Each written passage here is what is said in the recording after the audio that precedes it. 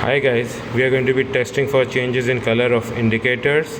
Here we have bromothymol blue, and we are going to be seeing its color as an indicator on its own, and bromothymol blue surprisingly appears green on its own. It has a green appearance.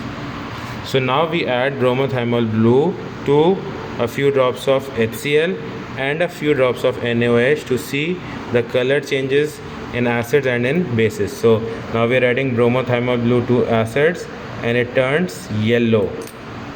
As you can see, the color of the indicator turns yellow. Now we add the indicator to NaOH and it appears blue. So it has a very clear color change being observed. On its own it has a green appearance. When it's added to acids it turns yellow. When it is added to bases it turns blue.